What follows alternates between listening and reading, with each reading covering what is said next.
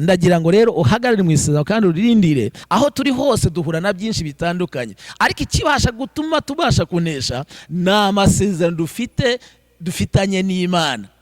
Niyo tubumbatiye, niyo turinze, niyo azaduha ibyiringiro, niyo azaduha amahoro, niyo azaduha umugisha, yewe niyo azatuma tubasha no kurindira nk'uko Yesu yavuze ngo yagiye kudutegurira hacu azagaruka dutware, tubashe kubana nawe muri uko gutegereza. Kuko ibyo byiringiro tubifite muri twe, nicyo gituma tugomba kurindira twumva ibitugora, ariko dufite ibyiringiro yuko tuzabasha kubiva mu gihe runaka tugashimira Uwiteka Imana. Ndagira ngo ukomeze nkubwira ngo hagarara ushikame.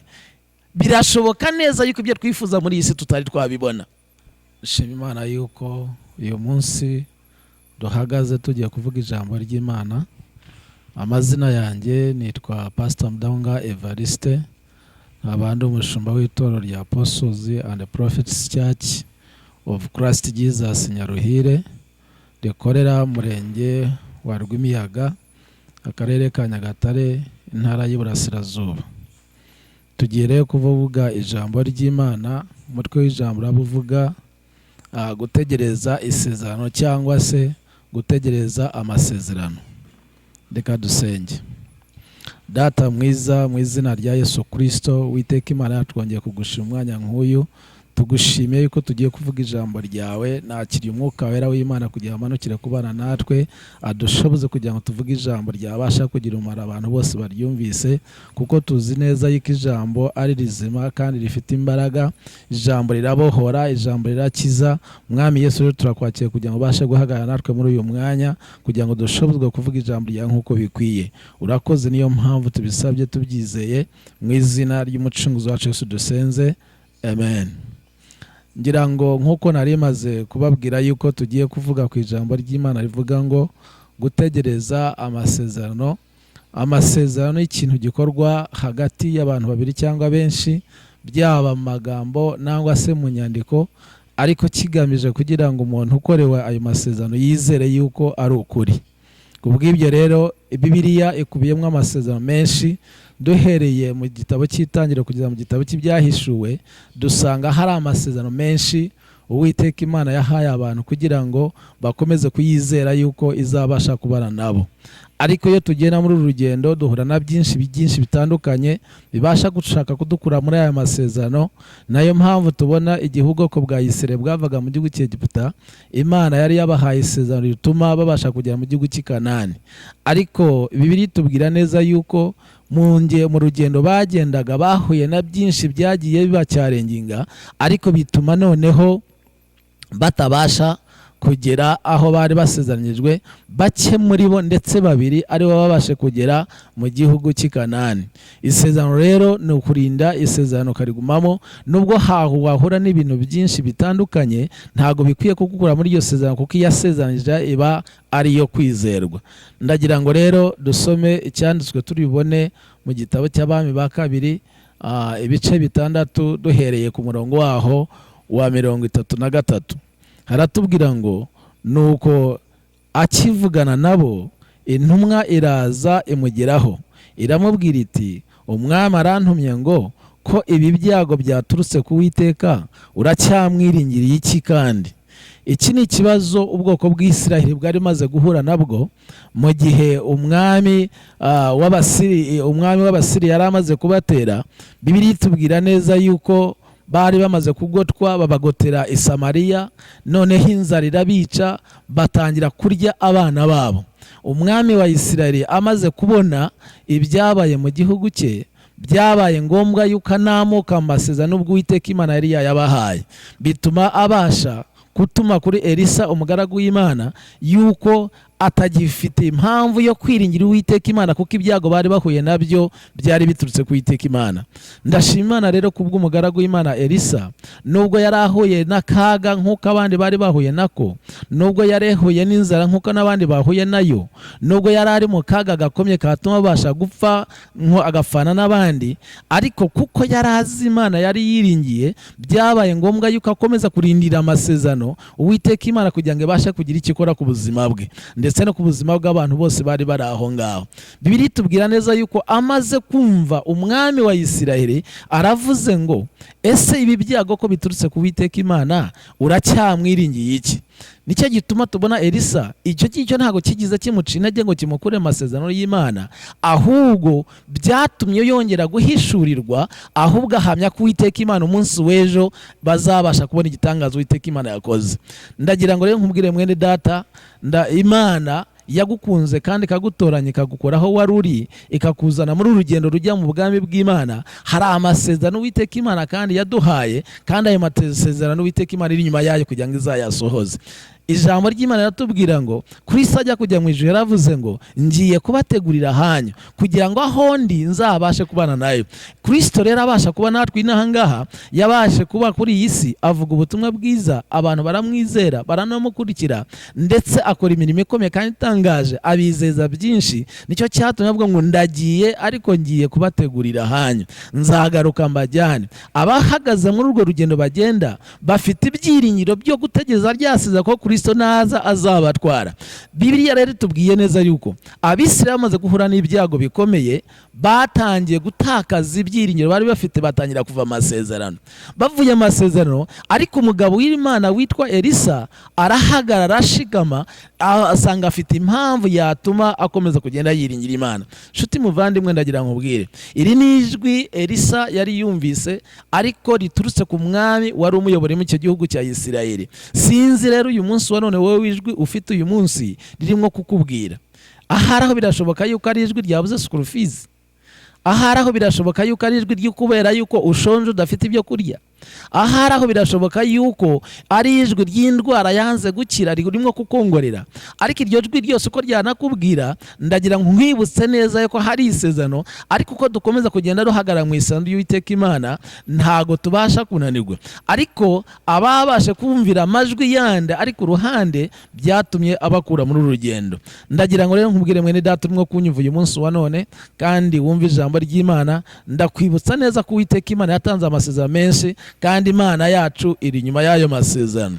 Winamuka muri urugendo tugenda duhura na byinshi, ariko icyo dushimira Uwiteka Imana nuko urugendo ruyobowe n'umugaba ukomeye udatsindwa, ari we mwami Yesu. Elisa rero yarahagaze mu gihe cye, abasha gutsinda amajwi yari afite, ndetse yaranatutse no ku muyobozi wari umuyoboye, abasha gutsinda ndetse aranahanura muri icyo gihe. Ahubwo ndumva neza yuko iyo umuntu ahuye n'ibihe ariko yiringira isezerano yahawe n'Uwiteka Imana, birakwiriye yuko ahubwo yiyongeramo imbaraga zo kongera gushaka Imana nk'uko Elisa yabigize, kuko icyo gihe amaze kumva ijwi rimubwira rimuca intege, ahubwo nibwo yatangiye guhishurirwa ibyo Uwiteka Imana ifite ku buzima bwe ndetse no ku buzima bw'Abayisiraheli bose bari muri icyo gihugu. Kandi ibyo Elisa yabasha kuvuga niko byabasha kugenda. Ndagukomeza rero nkubwira ngo uru rugendo warushijwemo n'Uwiteka Imana, uru rugendo rufite uwaruteguye kandi warutangiye, uru rugendo ufite amasezerano Uwiteka Imana yavuganye nawe, ahari aho nayo Uwiteka Imana yavuganye nawe mu buryo bw'inzozi, nangwa se nayo wasomye muri Bibiliya, ariko nta masezerano akubwira yuko Uwiteka Imana iri kumwe nawe. Ndagira ngo rero uhagarare mu isezerano kandi uririndire, nubwo hari byinshi bishaka kuhagukura, ariko hari Imana ihagaranye nawe. Yesu ashimwe cyane. Ndashima Imana rero idukunda, kandi Imana yashyizeho ijambo ry'Imana kugira ngo tubere indererwamo nangwa se tubere umuyoboro, kuko ijambo ry'Imana ni umucyo umurikira intambwe z'ibirenge byacu. Iyo dusomye ijambo rero, nubwo Bibiliya yabayeho mbere yuko twebwe tubaho, ariko iyo tuyisomye tuhita twumva amasezerano y'Uwiteka Imana, tugenda tukanakomera tukayagenderamo. Reka dusome icyanditswe dusanga mu gitabo cya Luka ibice 18 umurongo waho wa 35. Haratubwira ngo nuko yenda kugera i Yeriko, impumyi yari yicaye iruhande rw'inzira isabiriza, yumvise abantu benshi bahita, ibaza ibyo ari byo. Barayibwira bati, ni Yesu w'i Nazareti uhita. Irataka cyane iti, Yesu mwene Dawudi mbabarira. Abayigiye imbere barayicyaha ngo iceceke, ariko irushaho gutaka iti, mwene Dawudi mbabarira. Yesu arahagarara ategeka ko bayimuzanira. Igeze bugufi arayibwira ati, urashaka ko nkugirira nte? Iti, databuza ndashaka guhumuka. Yesu arayibwira ati, humuka, kwizera kwawe kuragukijije. Ako kanya arahumuka, amukurikira ahimbaza Imana, abantu bose babibonye bashima Imana. Nshuti reka nkubwire, iyi mpumyi yari yicaye ku nzira kumara igihe kirekire, ariko yari yarumvise inkuru nziza y'uko Kristo ajya ahumura impumyi. Nubwo Kristo yari yambaye umubiri, ataba aho yabaga ari ahandi adahari, ariko yahoranaga ibyiringiro, ihama amasezerano, itegereza umwami Yesu, aravuga ngo igihe runaka kizagera nanjye aca aha ngaha kandi azampumura. Nicyo cyatumye igihe kinini yicaye aho ngaho. Umunsi umwe amasezerano akiyakomeyemwo, yumva neza yuko hari abantu benshi barimo guhita, atangira kubaza icyabaye. Baramubwira ngo ni Yesu Kristo w'i Nazareti uhita. Impumyi byumvise, kuko yari imaze igihe kinini itegereje ko Yesu azahaca ikamubabarira, nicyo cyatumye abasha kuzamura amajwi, atangira gutakira umwami Yesu. Yesu mwene Dawudi mbabarira, Yesu mwene Dawudi mbabarira. Abantu ngo bari bayigiye imbere, ngo batangira kuyicaha bayibwira ngo niceceke. Nshuti reka nkubwire, nubwo yari yumvise urucantege mu buryo bwo gutaka kwe, ariko ntago yiza acibwa intege n'amajwi yari arimo kuvuga, ahubwo yarushije gutaka arenga amajwi yamucecekeshaga, ahubwo akomeza kumvikanisha ijwi rye kugira ngo ryumvikane ku Mana. Impumyi irataka cyane, baravuga ngo ceceka, ariko yo ntago yaceceka, ahubwo irushaho gutaka cyane. Yesu mwene Dawudi mbabarira, kugeza igihe Yesu Kristo yumvise gutaka kw'iyo mpumyi. Nshuti reka nkubwire, muri urugendo tugenda dufite ibintu byinshi bishaka kuducecekesha, kandi intego yabyo ni uburyo bwo kugira ngo ubashe kuva amasezerano y'Uwiteka Imana. Yesu ashimwe cyane. Nta kindi kintu bigamije, ariko umwuka w'Imana adugufashije nangwa se adufashije, ni uko twabasha kurushaho guhishukirwa ibihagaze mu nzira y'urugendo turimo kugendamwo, ari uko biducecesha kugira ngo amasezerano twasezerano n'Uwiteka Imana adasohora. Ariko Imana y'ubwayo yiteguye guhagarana natwe. Ni Imana ivuga ikanasohoza, ni Imana itajya ihinduka mu byo yavuze, yewe nta nifite n'igicucu na kimwe cyo kuzahinduka muri ibyo. Ahubwo muri urugendo tugenda hari byinshi biducecekesha. Iyi mpumyi yumva amajwi ayibwira ngo ceceka. Abantu benshi bari bayigiye imbere barayicecekesha, ariko ntiyigize iceceka. Ntago yigize iceceka, kubera ko yari izi icyo yari imaze iminsi itegereje. Iyo umuntu yakira umwami Yesu umukiza, yumva ijambo ry'Imana agahitamo ntawe umuhasi. Niyo uhagurutse kujya gukorera Imana, uhaguruka nta wuntu uko hatakujya kubikora, ahubwo ibyo wumvise n'imibanire yawe n'Imana bigufatisha umwanzuro wo gukomeza gukora. Icyo gihe rero ibikubwira ntago biba bizi isezerano ryawe ufite n'Imana. Iyi mpumyi rero yari ifite isezerano rivuga ngo Kristo naca aha ngaha nanjye azampumura.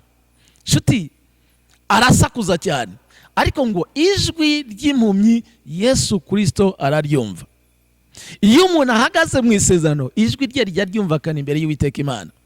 Nicyo gituma muri Yeremiya 33:3 baratubwira ngo ntabaza nanjye ndagutabara, nkwereke ibikomeye utabasha kumenya. Nshuti reka nkubwire, ubwirwa ninde? Nuhagaze masezerano. Iyi mpumyi rero nayo iratabaza, imaze gutabaza, Yesu Kristo ayumva gutaka kw'impumyi, ngo arayihamagara, arayibwira ngo nimuyinzanire. Arayimuzana, amaze kuyimugezaho aramubaza ngo urifuza iki? Yamubwiye icyo yifuzaga, yari amaze igihe kinini yari ategereje kugira ngo agihabwe. Aravuga ngo ndashaka guhumuka. Aravuga ngo bikubere ngo humuka, kuko kwizera kwawe kuragukijije. Ako kanya, kuko ni isezerano yarahagazemo, avuga ngo Yesu naca aha ngaha byanze bikunze nzakira. Kubw'iryo sezerano yaje guhumuka amaso. Bibiliya tubwira ngo icyari kibangamiye, icyari kimubuzaniye umubabaro cyaje gukurwaho, atangira kugenda asimbagurika ashimira Uwiteka Imana. Agenda ashimira Uwiteka Imana. Wari umaze igihe kinini atareba abasha kubona, wari umaze igihe kinini ataba afite ikibazo kibasha gukurwaho. Kubera iki? Kuko yabashe kurindira amasezerano ye, aza gusohora mu gihe gikwiriye. Ndagira ngo menyeshe umuntu wese urimo kunyumva, ndetse nango se uzabasha no kunyumva, ndagira ngo nkubwire, aho turi hose duhura na byinshi bitandukanye, ariko ikibasha gutuma tubasha kunesha ni amasezerano dufitanye n'Imana. Niyo tubumbatiye, niyo turinze, niyo azaduha ibyiringiro, niyo azaduha amahoro, niyo azaduha umugisha, yewe niyo azatuma tubasha no kurindira, nk'uko Yesu yavuze ngo yagiye kudutegurira hacu, azagaruka dutware, tubashe kubana nawe muri uko gutegereza. Kuko ibyo byiringiro tubifite muri twe, nicyo gituma tugomba kurindira, twumva ibitugora, ariko dufite ibyiringiro yuko tuzabasha kubiva mu gihe runaka, tugashimira Uwiteka Imana. Ndagira ngo ukomeze nkubwira ngo hagarara ushikame. Birashoboka neza yuko ibyo twifuza muri iyi si tutari twabibona. birashoboka yuko ibyo dushaka kugeraho tutari twabigeraho, ye biranashoboka yuko udafite n'inzira yabyo uburyo wabasha no kubigeraho, ariko ndagira ngo nkubwire mu isezerano honyine ho biri, kuko Uwiteka Imana yiteguye kugira ngo ikugirire neza. Yesu ashimwe cyane. Ndagira ngo rero nse nkugana mu gusoza, ariko nsoma icyanditswe kimwe turi busanga mu gitabo cya Zaburi, Zaburi ibice 25 ku murongo waho wa 3, haratubwira ngo siko bizaba mu bagutegereza ntawe uzakorwa n'isoni, abava mu isezerano ari nta mpamvu nibo bazakorwa n'isoni. Aya ni amagambo Dawudi yabashe kuvuga. Dawudi ni umuntu wabashe kubana n'Imana mu buryo buhambaye. Dawudi ni umuntu wabashe kwiringira Uwiteka Imana kandi kagenda isoza amasezerano agiye ivuga kuri Dawudi. Umunsi umwe Dawudi aza guhunga Sawuli, aza guhungira mu Bafilisitiya abo yishe cyane. Bamubonye umwami w'Abafilisitiya amaze kumubona, aravuga ngo iki ni cya kigabo cyabashe kutumara. Ariko Dawudi amaze kuhagera abasha kwisarisha imbere y'umwami w'Abafilisitiya. Umwami aravuga ngo iki kisazi mwakijyanaga hehe? Aramwirukana. Uwiteka Imana imugirira ibambe. Nicyo cyatumye Dawudi avuga ahangaha muri 25 umurongo wa 3, aravuga ngo siko bizaba mu bagutegereza ntawe uzakorwa n'isoni, abava mu isezerano ari nta mpamvu niyo bazakorwa n'isoni. Nshuti reka nkubwire, iyo uhagaze mu isezerano ry'Uwiteka Imana upfa kuba wararihawe n'Uwiteka Imana kandi ukarihagararamo ukanaririnda neza. Uwiteka Imana uba witeguye neza yuko hari igihe kimwe uzabasha kuvuza impundu, kuko Uwiteka Imana isohoza isezerano ryawe. Ndagira ngo nkubwire rero, hama amasezerano wikwita ku byo wumva, wikwita ku byo ureba, wikwita ku bitikugoye, ahubwo bitambutsa amaso ubasha kureba Uwiteka Imana n'isezerano yaguhaye, uririnde uribumbatire kugira ngo hatagira ikiri kwaka, ahubwo wizere mu gihe gikwiriye yuko uzahagarara nawe ushimira Uwiteka Imana nk'uko Dawudi arimo kubivuga ngaha. Ntago Imana yabasha kudukoza isoni. Nshuti bavandimwe, ndagira ngo nse nkusoreza ahangaha, yenda tuzakomeza n'ikindi gihe, ariko ndagira ngo hagare urinde mu isezerano Uwiteka Imana yaguhaye. Bibiliya yuzuye amasezerano menshi, ariko ayo masezerano nta wundi yayageneye wowe uzayahagararamo kandi ukazabona ibyiza bituruka muri aya masezerano. Imana yacu rero ibahe umugisha kandi bagiriye neza kumva rino jambo ry'Imana, ribafashe kandi bakorere ibikomeye mu bugingo bwanyu. Reka dusenge. Data mwiza, mu izina rya Yesu Kristo, Imana yacu kandi Imana y'imbaraga, Mwami twongeye kugushima yuko tubashe kuvuga ijambo ryawe nkuko wari duhaye. Uwiteka Imana yacu ndakwakiye kugira umuntu wese wumva rino jambo Mwami yongere kwibuka isezerano wahaye umutima we, abashe kurihagaramo yumve yuko hari igisubizo gituruka kuri we, kandi azabasha guhaga akagushima kandi akagwimbaza kuri Imana. Turakwakiye kugira ngo ukomeze kubana natwe no kutugira neza Kristo, kugira ngo tubashe kuba muri ubuzima bwo kuguhesha icyo turikiye muri iyi si. Izina ryawe rikomeze gushyirwa kuri umwami. Tubisabye tubyize kubyumvise kandi ubikoze, ni mu izina ry'umucunguzi wacu Yesu dusenze, amen.